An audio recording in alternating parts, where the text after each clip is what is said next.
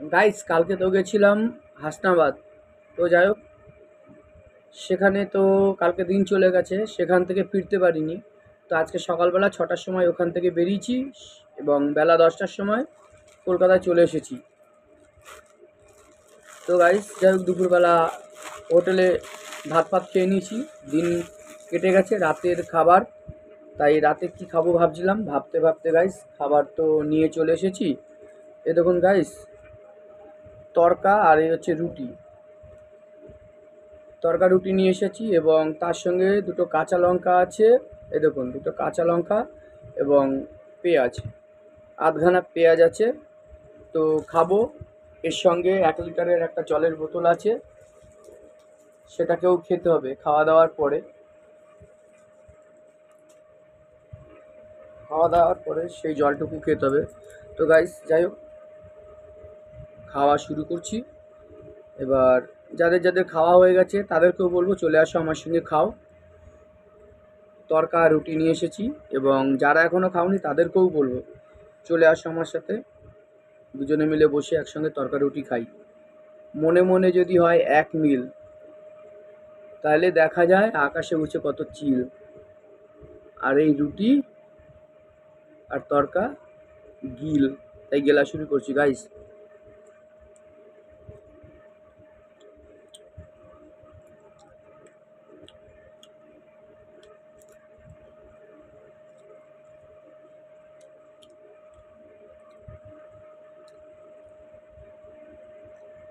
সঙ্গে কাঁচা লঙ্কা আছে, পেঁয়াজ আছে। তো গাইস, 4 বছর বয়স যখন, তখন বাংলাদেশ থেকে চলে এসেছি, মা বাবার হাত ধরে চলে এসেছি। আজ 48+ বয়স। তাই কালকে হাসনাবাদ গেছিলাম, সেখান থেকে বাংলাদেশের কিছুটা অংশ দেখতে পেলাম। এবং হাসনাবাদ নদীর চরে, যেগুলো বর্ডার সাইড, নদীর চরে বা নদীর পাড়ে জায়গায় জায়গায় সব বিএসএফ দাঁড়িয়ে আছে। তো মোটামুটি আমি একটা ইটভাটার উপরে উঠে পড়েছিলাম। ইটভাটার উপরে উঠে সেখানে দাঁড়িয়ে দাঁড়িয়ে দেখছি এবং ওখানকার যারা ইটভাটায় লোকজন আছে তারাও বললো যে হ্যাঁ, ওপারে যেটা দেখা যাচ্ছে ওটা বাংলাদেশ। তো মোটামুটি যেখান থেকে আমি দেখছি ইটভাটার উপরে উঠে, ওখান থেকে 1 কিলোমিটার পরিষ্কার দেখা যাচ্ছে প্রথমে ইটভাটা, তারপরে হচ্ছে ওই গঙ্গা নদীটা। নদীটা পার করেই পুরো বাংলাদেশ, সব গাছপালা দেখা যাচ্ছে, বাড়িঘর দেখা যাচ্ছে। তো গাইস ভাবছিলাম নদীর চরে যাব বা নদীর পাড়ে যাব।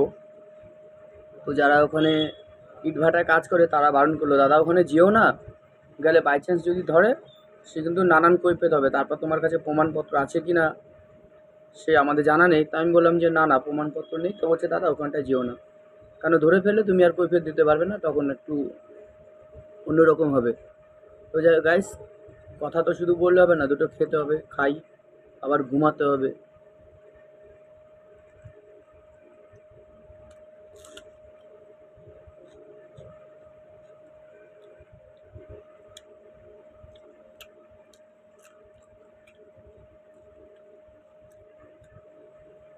তো দমদম ক্যান্টনমেন্ট প্রমোদনগর বাজারে আজকে ওখানে হরিবলের উৎসব হচ্ছে। তো ভেবেছিলাম সন্ধেবেলা যাব। তো গাইস সেখানে আর যাওয়া হয়নি, কারণ বিকেলবেলা থেকে একটু কাজে চাপে ছিলাম। তো কাজ করতে করতে সেই কাজও শেষ করে উঠতে পারিনি সম্পূর্ণভাবে। 3 ভাগের আড়াই ভাগ কাজ করে ফেলেছি, বাকি আধ ভাগ কাজ অন্য 3জন বা 4জন তারা আমার কাজটুকু পূরণ করে দিয়েছে। তার থেকে বড় কথা হচ্ছে গাড়িতে চার্জ ফুরিয়ে গেছিলো, যার কারণে আর একটা মাল ডেলিভারি করার ছিল, সেটা আমি আর করতে পারিনি। ওই কাজটুকুই আমার বাকি ছিল। তো কী করব, গাড়িটা এখন এই যে জায়গায় আমি থাকি, কারখানা, সেখানে গাড়িটা ঢুকিয়ে চার্জে বসিয়ে দিয়ে চলে এসেছি। আর এই ঘরটা, এই দেখুন, এই ঘরটা একটা ছোটোখাটো ঘর আমি ভাড়া নিয়েছি। এই ঘরটার মধ্যে মাঝে মাঝে এমার্জেন্সি, যেরকম আজকে যেতে পারিনি বাড়িতে, সেহেতু আমি এই ঘরে চলে এসেছি। কোনো কোনো সময় আলমারি কারখানা, সেই আলমারি কারখানা তো ঘুমিয়ে পড়ি রাত্রেবেলা, বিছনা ফিছনা নিয়ে ঘর থেকে নিয়ে চলে যাই, ওখানে ঘুমিয়ে পড়ি। তো যাই হোক গাইস, কথাও বলছি, একটু খাই।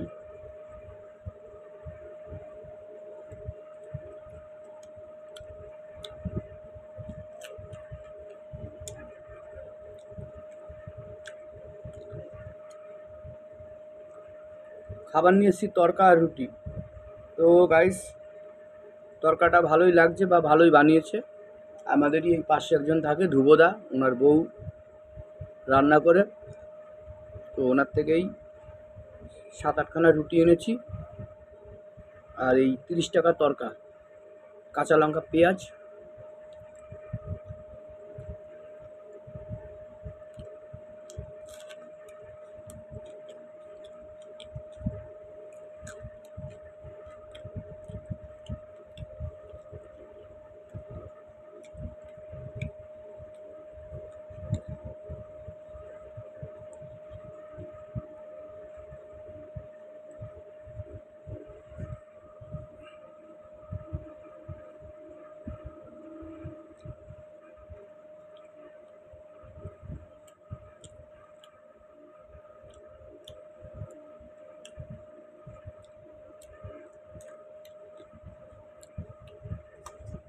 গাইস, লঙ্কাগুলো সেরকম একটা ঝাল নেই।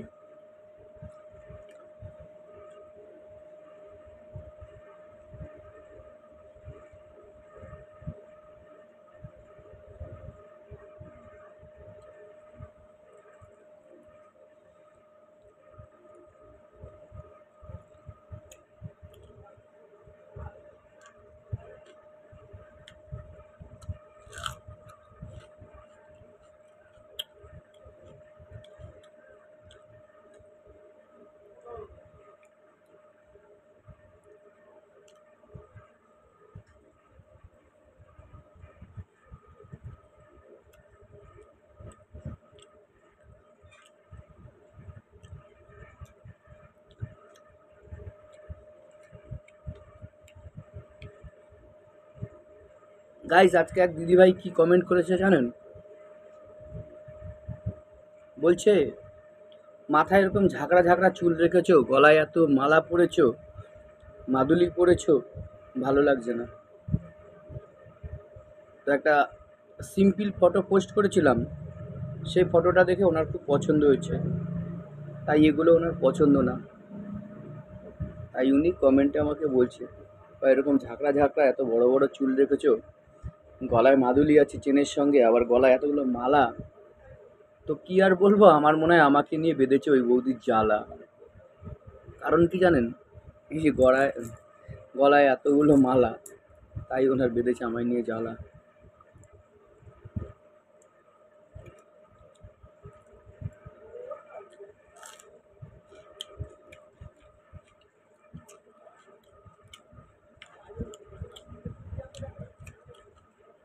তো শুধু এই নয়, উনি আরও কিছু বলেছে যে আপনি বর্ডার দেখবেন, বর্ডার দেখলে চলে আসুন আমাদের এখানে, আমি ঘুরিয়ে বর্ডারটা দেখাবো। তো ওনাকে আমি কমেন্ট করেছি, উনি আমাকে কমেন্ট করেছে, আমি ওনার কমেন্টে রিপ্লাই দিয়েছি যে আপনি কোন জায়গায় থাকেন। আমি যে যাব, না জেনে কি করে যাব? আপনি কোন জায়গায় থাকেন সেটা তো আমার জানতে হবে, তারপরে তো আমি যাব, নাকি গাইস?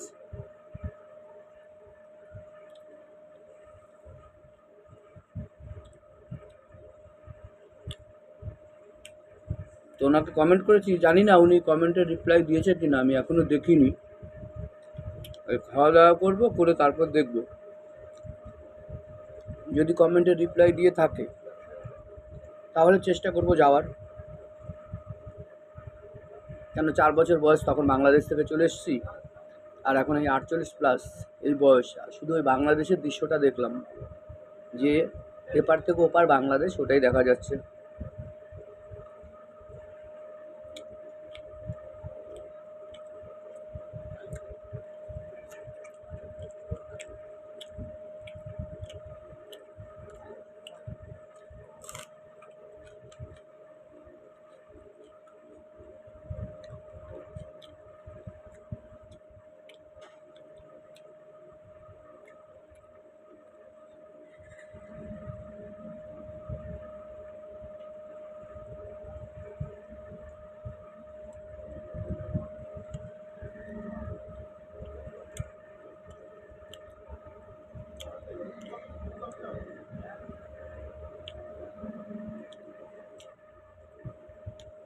জানেন গাইস, হাসনাবাদ তো গেছি অবশ্যই। সেখান থেকে ফিরে এসে প্রায় ধরুন 10 কিলোমিটার চলে এসেছি। এসে একজনের বাড়িতে দুপুরবেলায় উঠেছি। তো গাইস, সেই বাড়িতে ওঠার পর তো আমার সঙ্গে যে ছিল তার রিলেটিভের বাড়ি। তো যাই হোক গেছি, যাওয়ার পর মানুষ তো চিন্তা করে যে না আমার বাড়িতে দুটো অতিথি এসছে এই দুপুরবেলায়, তো এদের তো কিছু খাওয়া দাওয়ার ব্যবস্থা করতে হবে। তো গাইস কি বলবো কষ্টের কথা, আর যে কোনখানে আমি ওখানে গিয়ে পৌঁছেছিলাম জানি না। সে গেছি, যার পর তো ওই বাড়ির যে বউ সে নেই, সে চলে গেছে এক জায়গায় বেড়াতে। তো ওনার ছেলের বউরা ছিল, দুই ঘরে দুই বউ ছিল। তো যাই হোক তাদের তো তো সেই শ্বশুরমশাই তো কত ডাকাডাকি, মানে ওই বৌমাদের দুই বৌমা শ্বশুর কত ডাকাডাকি, যেরকম বাড়িতে লোকজন এসছে, তোরা কোথায় আছিস, তো রান্না বান্না কর, এরা খাবে দাবে। আর ভরা দুপুরবেলা, তো গাইস কি বলবো, কারো কোনো সাড়া শব্দ নেই। আর ভরা দুপুরবেলা গাইস এত খিদে পেয়েছে, ওখানে আশেপাশে কোথাও হোটেল নেই, দুপুরবেলা দোকানপাট বন্ধ। তো যে জায়গাটায় গেছি পাশেই হাট বসে, তো হাট বসলে কি হবে, তো সেই দিন সেখানে হাট হয় না। হাট হয় এই আজকের দিনে, মানে শনিবার হাট বসে, শনিবার আর বুধবার। তো আমরা গিয়েছিলাম শুক্রবার। তো কি করব, এদিক ওদিক এদিক ওদিক ঘোরাঘুরি করে তারপর দেখি এক এক করে সব চায়ের দোকান, তেলে ভাজার দোকান, চাউমিন এগরোলের দোকান, এইসব তো দোকান খুললো। খোলার পর এদিক ওদিক ঘুরতে ঘুরতে আমি একটা চায়ের দোকানে গিয়ে বসে গাইস কী খেয়েছি জানেন দুপুরবেলা, দুটো গজা, দুটো শনপাপড়ি, 4 প্যাকেট 5 টাকা দামের চানাচুর, তারপরে 2 প্যাকেট চিড়ে ভাজা 5 টাকা দামের, এটুকু এটুকু ওগুলো খেয়েছি গাইস, প্রায় 50 টাকা খেয়েছি। গাইজ আপনারা বলুন তো, দুপুরবেলা ভাতের খিদে পেলে ওইগুলো খেলে কি পেট ভরে? ভরে না। কী করব, সেগুলো খেয়েছি, খেয়ে 10 টাকা দিয়ে এক বোতল জল কিনেছি, কিনে খেয়েছি, কিন্তু খিদে কি আর তাতে মরে? দিয়ে ওখান থেকে ঘুরে ফিরে যেই বাড়িতে গিয়েছিলাম সেই বাড়িতে গেছি। তো গিয়ে মানে যেই বাড়িতে গিয়েছিলাম সেই বাড়িতে গিয়ে ওই বাড়ির লোকটার সঙ্গে বসে বসে কথা বলছি আমি, আর আমার সঙ্গে যে ছিল বা আমাকে যে নিয়ে গেছিলো। তো ওই এক কথায় দু কথায় আমি না মুখ ফুটে বলে ফেলেছি, কি জানেন গাইস, আমি বলে ফেলেছি যে দুপুরবেলা একজনের বাড়িতে আসলে যে এরকমভাবে থাকতে হয় জানা নেই আমার। আর এতটা পরিমাণে আমার খিদে পেয়ে গেছে আমি আর সহ্য করতে পারছি না, সেই খিদের গতিকে কথাটা আমি বলে ফেলেছি।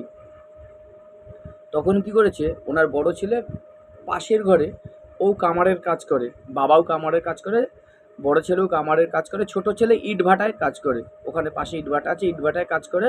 আবার কিছু কিছু টাইম ছোট ছেলেও সেই কামারের কাজ করে।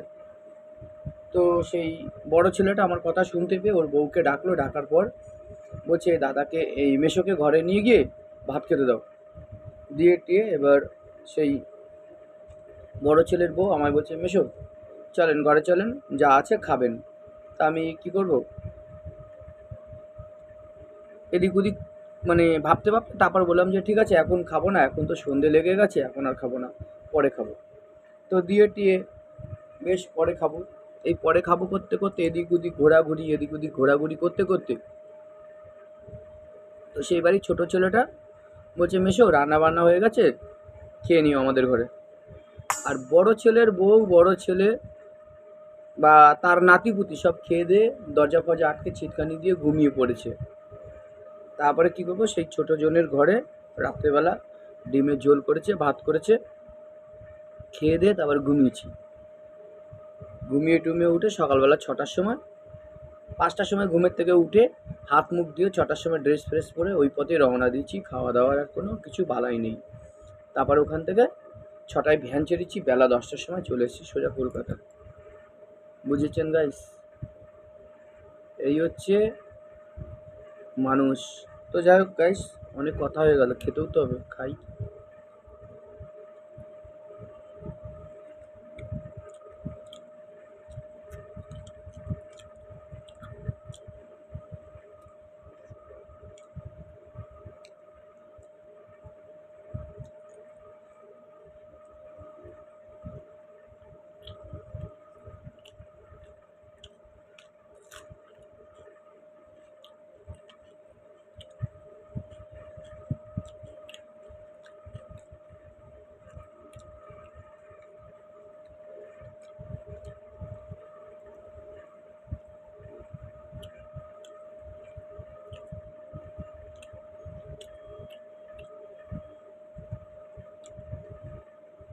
ঘুম পেয়ে গেছে। সারাদিন খাটাখাটনি করে পথ জার্নি করে এসেছি, তারপর বিকেলবেলা টুকটাক কাজ করেছি, তার মধ্যে এখন আবার এই স্নান টান করে ফ্রেশ হয়ে খেতে বসেছি, ঘুম পেয়ে গেছে।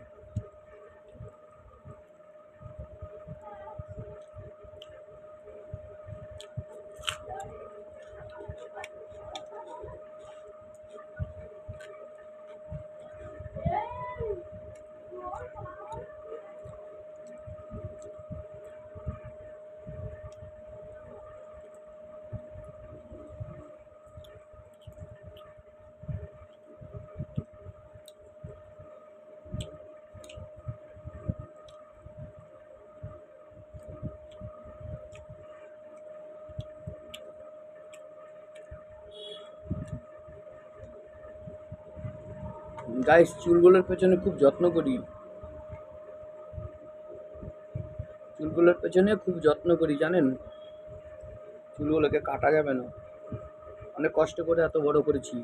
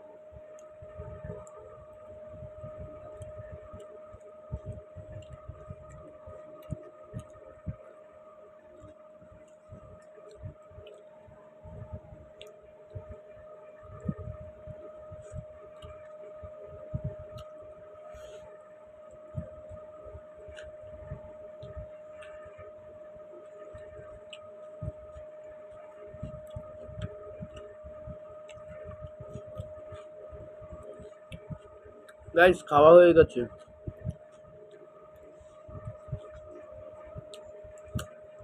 খাওয়া দাওয়া হয়ে গেছে, এবার তো হাত মুখ ধুতে হবে গাইস। সবাইকে গুড নাইট, আমার খাওয়াও শেষ। সবাইকে গুড নাইট, সবাই ভালো থাকবেন, সবাই ভালো থাকলে আমিও ভালো থাকবো। তো গাইস, শুভরাত্রি এবং গুড মর্নিং। বাংলায় শুভরাত্রি, ইংলিশে বললাম গুড মর্নিং, অত ইংলিশ জানি না, তবে যেটুকু জানি সেটুকুই ফেস করি সবার সামনে। তো টাটা, সবাই ভালো থাকবেন, আর আপনারা ভালো থাকলে আমি আপনাদের সঙ্গে ভালো থাকবো এবং একমত। আবার পরের ভিডিওতে দেখা যাবে কবে ফিরে আসি আপনাদের কাছে।